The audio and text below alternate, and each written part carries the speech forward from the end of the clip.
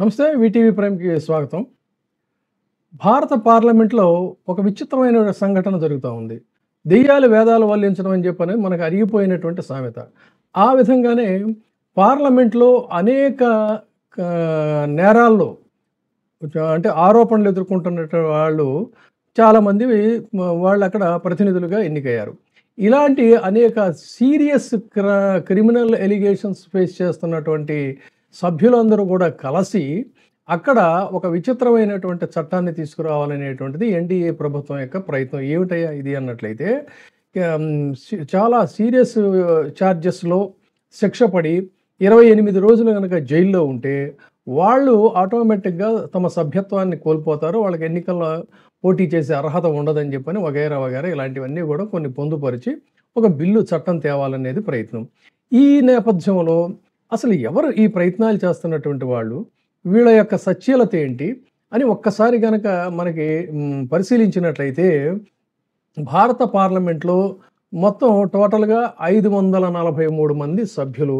543 మంది సభ్యుల్లో 251 మంది అంటే దాదాపుగా 46% ఇంచుమించు అంటే 50% అనుకోవాలి.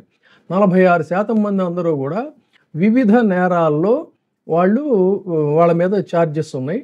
అటువంటి వాళ్ళు ఇందులో మళ్ళీ ఈ 175 మంది చాలా సీరియస్ క్రైమ్స్‌లో ఇన్వాల్వ్ అయినటువంటి వాళ్ళుగా చెప్పాలి. సీరియస్ క్రైమ్స్ అంటే ఏంటి మళ్ళీ? హత్య, అత్యాచారం, హత్యాయత్నం ఇలాంటి కేసుల్లో వాళ్ళు ఇన్వాల్వ్ అయి ఉన్నారు. అటువంటి వారు మనకి పార్లమెంటులో మనకి సభ్యులుగా ఉన్నారన్నమాట చట్టసభల్లో. దీంట్లో మళ్ళీ ఇంకొక విశేషం ఏంటంటే ఏ బీజేపీ అయితే ఇలాంటి చట్టం తేవాలని ప్రయత్నం చేస్తోందో ఆ బీజేపీలోనే ఘనులందరూ కూడా ఎక్కువ శాతం మంది ఉన్నారు. ఎంతమంది ఉన్నారయ్యా అంటే 240 మంది సభ్యుల్లో 94 మంది అంటే దాదాపుగా 39% మంది నేర చరిత్రలు ఉన్నారు అనేటువంటిది వాళ్ళ మీద ఉన్న ఎలిగేషన్స్ ప్రకారంగా తెలుస్తుంది. Second largest national party Congress కాబట్టి కాంగ్రెస్‌లోనేమో 99 మంది సభ్యుల్లో 40 మంది ఇలాంటి క్రిమినల్ చార్జెస్ ఫేస్ చేస్తున్నటువంటి వాళ్ళు ఉన్నారు.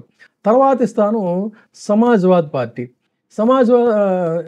సమాజ్వాద్ పార్టీలో 37 మంది సభ్యుల్లో 21 మంది నేర చరిత్రలు ఉన్నారని తెలుస్తోంది. తర్వాత ప్లేసు తృణమూల్ కాంగ్రెస్‌ది. తృణమూల్ కాంగ్రెస్‌లో 29 మంది సభ్యులు ఉంటే 29 మందిలో 13 మంది మీద క్రిమినల్ చార్జెస్ ఉన్నాయి. డీఎంకే ఆ తర్వాత స్థానం. డీఎంకేలో 22 మంది సభ్యులు ఉంటే అందులో 13 మంది సభ్యులు. ఇక టీడీపీ విషయానికి వచ్చినట్టయితే తెలుగుదేశం పార్టీలో 16 మంది సభ్యులుంటే సగానికి సగం అంటే 8 మంది మీద ఇలాంటి క్రిమినల్ చార్జెస్ ఉన్నాయి. రాజ్యసభ అంటే మేధావుల సభ అని చెప్పి అంటారు. ఈ మేధావుల సభలో ఎంతమంది ఉన్నారయ్యా అంటే 225 మంది సభ్యుల్లో 75 మంది మీద సీరియస్ ఎలిగేషన్స్ ఉన్నాయి. ఇంకా మరింత ఇంతకుముందు చెప్పుకున్నట్టుగా అత్యాచారం ఇలాంటి ఇవి ఎదుర్కొంటున్నటువంటి వాళ్ళు కూడా ఇందులో కూడా లేరనుకోవటానికి లేదు. ఇందులో కూడా వీళ్ళ సంఖ్య కూడా బాగానే ఉంది. దాదాపుగా 40 మంది ఇలాంటి చార్జెస్ ఫేస్ చేస్తున్నటువంటి వాళ్ళు ఉన్నారు. ఇది మేధావుల సభ అనమాట. పెద్దల సభ అంటారు దీన్ని. ఈ పెద్దల సభలో ఉన్నటువంటి వాళ్ళు 40 మంది ఇలాంటి క్రిమినల్ చార్జెస్ ఉన్నటువంటి వాళ్ళు ఉన్నారు. దీంట్లో కూడా మళ్ళీ అగ్రభాగం ఎవరిదయ్యా అంటే బీజేపీది. అంటే బీజేపీకి 90 మంది ఉంటే వాళ్ళల్లో దాదాపుగా 23% మంది ఇలాంటి ఎలిగేషన్స్ ఉన్నటువంటి వాళ్ళు ఉన్నారు. సీరియస్ ఎలిగేషన్స్ ఫేస్ చేస్తున్నటువంటి వాళ్ళు అంటే అత్యాచారం ఇలాంటివన్నీ కూడా ఉన్నటువంటి వాళ్ళు 11% మంది ఉన్నారు. ఆ తర్వాత స్థానం కాంగ్రెస్ పార్టీది, తర్వాత తృణమూల్, తర్వాత ఆర్జేడీ, తర్వాత సిపిఐఎం, ఆ తర్వాత ఆప్, ఆ తర్వాత వైసీపీ, తర్వాత డిఎంకే. సరే, ఇక ఇవన్నీ పెద్దల సభలో ఉన్నటువంటిది. ఇక మనం ఆంధ్రప్రదేశ్ విషయానికి వద్దాం. ఆంధ్రప్రదేశ్లో కూడా ఈ మధ్య చంద్రబాబు నాయుడు గారు చాలా శాంతి ప్రవచనాలు చెప్పడమే మాత్రమే కాకుండా అసలు టీడీపీ చాలా సచ్ఛీలమైనటువంటి పార్టీ అని, వైసీపీ అంటేనేమో అసలు క్రైమ్‌కి కేర్ ఆఫ్ అడ్రస్ అన్నట్టుగా పదే వాళ్ళది నరరూప రాక్షసులని, నేర చరిత్రని, అదని ఇదని తెగ మాట్లాడుతూ ఉంటారు వాళ్ళు. మరి ఆంధ్రప్రదేశ్ అసెంబ్లీలో తెలుగుదేశం పార్టీలో ఎంతమంది సచ్చీలురు ఉన్నారయ్యా అని పరిశీలించినట్టయితే 2024లో జరిగినటువంటి ఎన్నికల్లో 174 మంది ఎమ్మెల్యేలకి 138 మంది మీద అంటే 79% మంది మీద ఈ క్రిమినల్ ఎలిగేషన్స్ ఉన్నాయి. వీళ్ళల్లో 98 మంది మీద మళ్ళీ చాలా సీరియస్ అఫెన్సెస్ ఉన్నాయి. అంటే 56% మంది మీద సీరియస్ అఫెన్సెస్ ఉన్నాయి. ఇందులో అగ్రతాంబూలం ఎవరిదంటే శాంతి ప్రవచనాలు వల్లించేటువంటి టీడీపీ వారి మీద 134 మంది మొత్తం వాళ్ళు ఎన్నికైనటువంటి సభ్యులు. ఈ 134 మందిలో 25% మంది ఉన్నారా, 50% మంది ఉన్నారంటే అబ్బేదేం కాదు.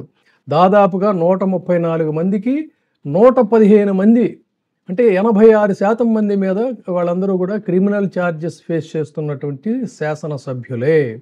ఇది ఇక్కడ చెప్పాల్సింది. ఇందులో మళ్ళీ ఎంత ఘనులు, మరింత ఘనులు ఎవరయ్యా అంటే దాదాపుగా 82 మంది మీద సీరియస్ ఎలిగేషన్స్ ఉన్నాయి టీడీపీ మెంబర్స్ మీద.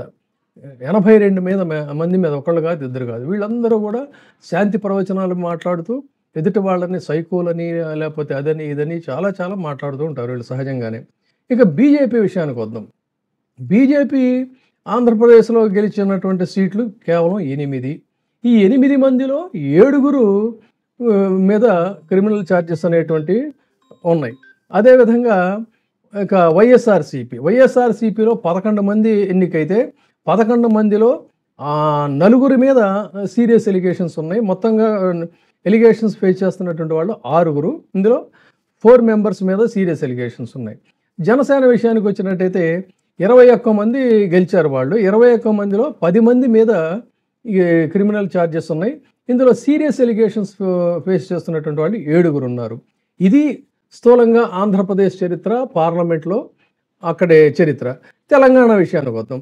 తెలంగాణ విషయానికి వస్తే ఆంధ్రప్రదేశ్లో 70% మంది క్రిమినల్ ఛార్జెస్ ఎదుర్కొంటున్నటువంటి వాళ్ళు ప్రజాప్రతినిధులుగా ఉంటే తెలంగాణలో 69% మంది అంటే ఒక 10%.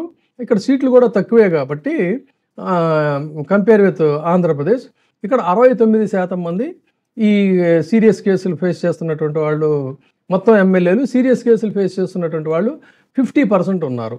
అంటే ఇక్కడ ఉన్నటువంటి తెలంగాణలో ఉన్న మొత్తం సీట్లు ఏమో 119 అయితే ప్రజెంట్ సిట్టింగ్ ఎమ్మెల్యేస్ 118 మంది ఉంటే ఆ 118 మందిలో 72 మంది మీద కేసులు ఉన్నాయి.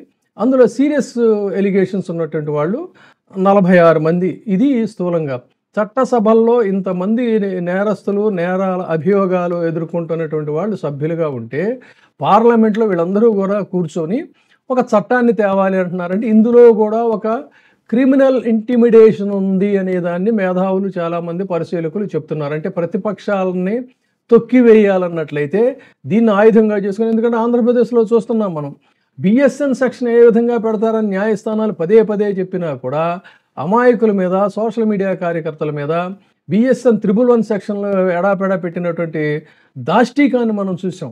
సో ఆ విధంగా ఎవరినైనా సరే విపక్షాలని తొక్కివేయాలన్నట్లయితే అక్రమ కేసులు బనాయించి దీన్ని మరొక సాకుగా ఇప్పటికే బిఎస్ఎన్ ఇచ్చినటువంటి దీన్ని ఎడాపెడా వాడుతున్నారు. ఎస్సీ ఎస్టీ చట్టాలని ఇష్టం వచ్చినట్టుగా మిస్యూజ్ చేస్తున్నారు. ఇప్పుడు ఈ చట్టం కనుక వచ్చినట్టయితే ఎవడైతే అధికారంలో ఉంటాడో వాడి పంట పండినట్టే అవుతుంది. అయితే ఇది చట్టసభల్లో చట్టం రూపం దాల్చడానికి ఇంకా సమయం ఉంది. ఒకవేళ చట్ట రూపం దాల్చిన సవరణలతో వివరణలతో ఇది మన ఉన్నత న్యాయస్థానం సుప్రీంకోర్టుకి వెళ్ళినప్పుడు ఇది ఎంతవరకు నిలబడుతుంది, ఎంతవరకు మనగలుగుతుంది అనేటువంటిది కూడా చూడాలి.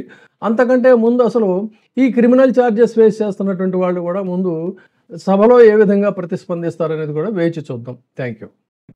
ఇప్పుడే సబ్స్క్రైబ్ చేయండి, లైక్ చేయండి, షేర్ చేయండి. వై టీవీ ప్రైమ్, మీ ఉత్తమాభిరుచుల సమ్మేళనం.